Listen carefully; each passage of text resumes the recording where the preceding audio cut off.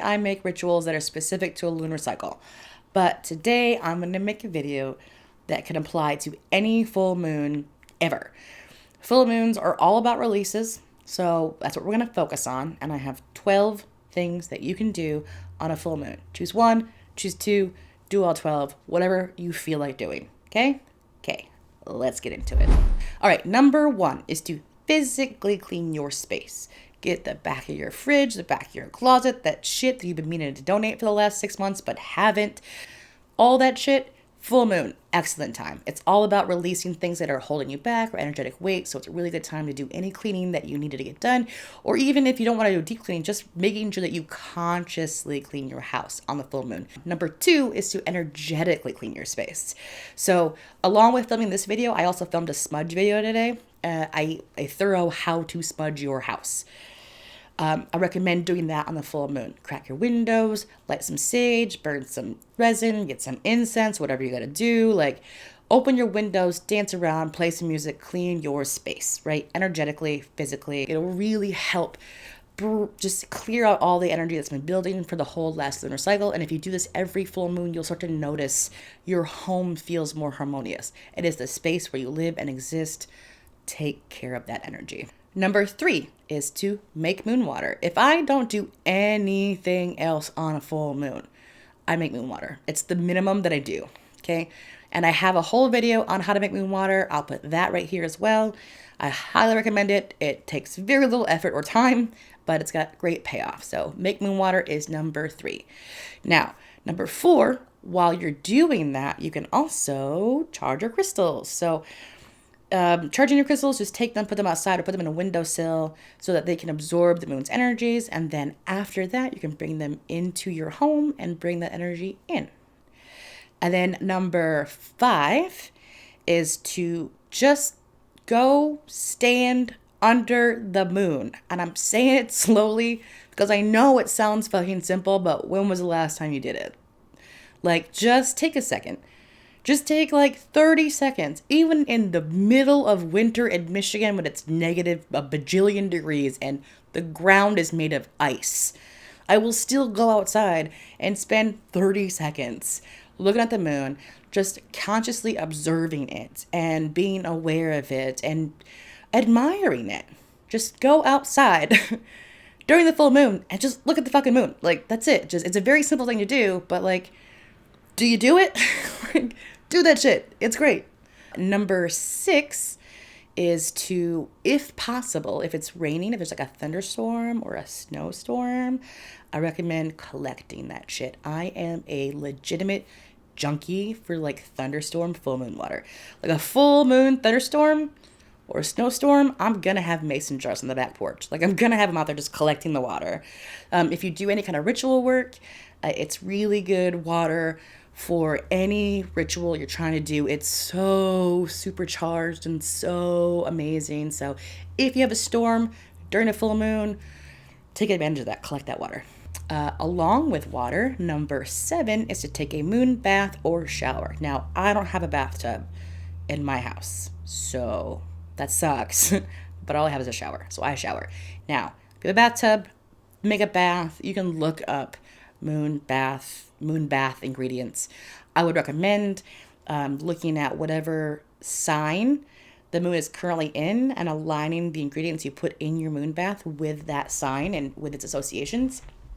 If you don't have a bathtub, like me, then you can take a shower. Now, when I take a shower, I do a visualization. The visualization goes like this. I essentially see my body as having been made of cobblestones, kind of like that cobblestoney thing. And you know, cobblestones, they get all dirty and there's like dirt and all the cracks. So I envision the water being imbued with moonlight. I see it as kind of glowing, kind of a pale bluey white kind of glow color. And I let it wash away all the crud that's clean to me that I don't want. And I let it go down the drain until I am a sparkly, shiny new person. So that's a simple moon shower if you don't have all the ingredients or a bathtub to like dip into a bath. Number eight may sound a little ridiculous, but hear me out. Sing and dance. Like, the full moon is about releasing, and singing and dancing is a really powerful way to release energy. Like, shake off that shit that you're holding on to. Get whatever music moves you, play it, shake it, sing it, feel it, enjoy yourself. Like, it's do it consciously with the full moon, and it'll allow you to release things without having to do a whole ritual. It's a very simple thing that you can do. I often do this while I'm saging and while I'm cleaning. It's honestly what I do. Like, on a full moon, I'm singing and dancing. I sing and dance all the time, but on a full moon, I'm singing and dancing while I do my tasks. Like, it works up your energy. It brings up your vibration. It helps you release. It's really, really good for you. I highly recommend doing that on the full moon.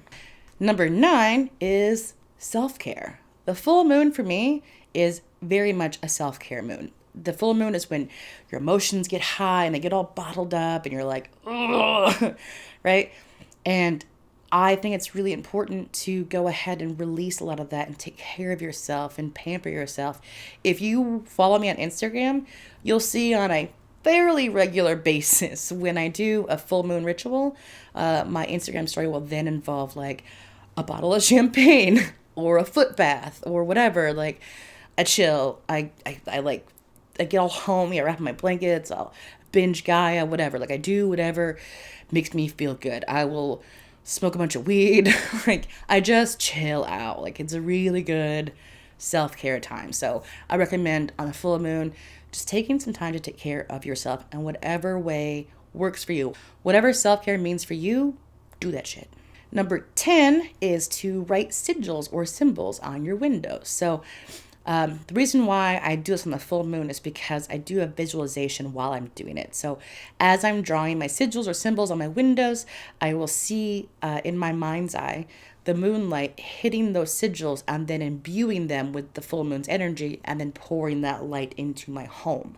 So it's like empowering my sigils or my symbols, and you can do whatever works for you. I use astrology symbols a lot. I have Jupiter and Venus and the sun and the moon on my windows. I also have protection sigils and abundance sigils and personal sigils that I made myself. If you want to see a video specifically about making sigils and how to use them, leave me a comment and I will make one. Also, all you really need to do is figure out what kind of energy you want to pour into your house and then find a planetary association or any kind of symbolic association or sigil for that and go ahead and put it on your windows during the full moon. It's a very simple, easy, low effort way to do a little moon magic during the full moon if you're not feeling like doing a whole ritual. Number 11 is to journal. So the full moon, again, it's all about release. So it's a really, really, really good time to go ahead and take a personal inventory. To go ahead, look at some of the things that the moon's bringing up. The full moon is always going to bring up things within you that you need to deal with. So if you're feeling really triggered emotional about your spouse or your coworker, your boss, or your children, or your work life, or your what am I doing with my life, or whatever the thing that's bothering you during the full moon, acknowledge that. Like, sit down with your journal and go, okay, this is how I'm feeling today. I'm feeling really upset about this or that, or I'm feeling like I'm not worthy, or I'm feeling like blah, blah, blah. Like, whatever it is that's bothering you during the full moon, take some time to just sit down and actually explore that. If you would like to see a more extensive video specifically on how to journal out your work, I am going to be doing a shadow work series. I think I've got my schedule written out. I think it's next week or the week after is when I'm starting. And that's going to be all about journaling and shadow work and how to dig into those things. So subscribe, whatever, keep track. I'll be doing that very, very soon. All right, the last thing, number 12, is, in my opinion, the most important thing that you should do all the time, but especially during a full moon. What you need to do is just give fucking gratitude. You cannot expect to manifest or receive blessings for things that you want to be grateful for if you are not already grateful. Gratitude brings more things to be grateful for. So stand, sit, journal about it, look at the moon about it, bathe about it, whatever it is. But spend some time being grateful for what you already have. If you found value in this video, then I would super duper duper duper duper duper appreciate you to take 0.2 seconds and hit the like button for me. If you want to subscribe or leave a comment, that's also super helpful. But minimum, just a like would be fucking awesome. Also, the hashtag Atlantis Ritual is a hashtag that I created, which admittedly is not creative at all, but it wasn't already taken, so fucking dibs. If you post anything that you do from any of my ritual content, I really appreciate if you hashtag it or tag me or something like that. Don't forget to check the description box for links to stuff and Instagram and Twitter. And thank you for watching. Happy full moon, and I will see you in the next video very soon.